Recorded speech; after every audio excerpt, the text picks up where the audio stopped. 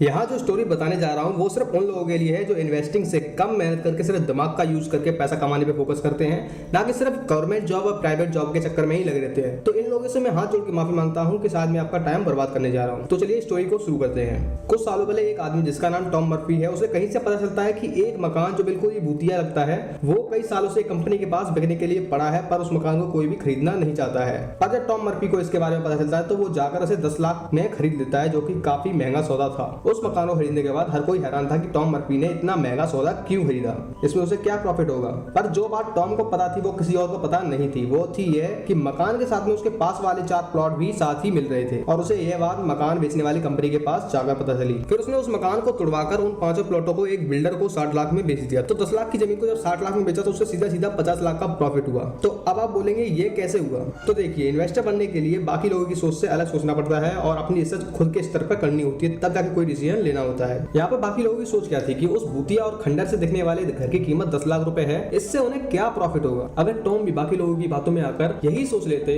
तो उनको क्या इतना बड़ा प्रॉफिट हो पाता?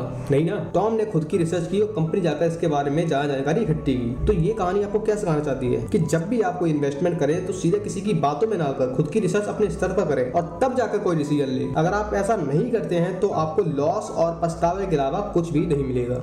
एंडिंग में एक चीज और गई, और अपने आप को बेहतर बनाकर अच्छा पैसा कमा, क्योंकि जिंदगी में पैसा ही है तभी सब कुछ है। और अगर आपने इस वीडियो को एंड तक देखा तो इसका मतलब है आप एंटरटेनमेंट से ज्यादा सेल्फ इंप्रूवमेंट और वेल्थ क्रिएशन पे ज्यादा फोकस रखते हैं। तो अपने गोल पे फोकस रखिए और ग्रोथ करते रहिए।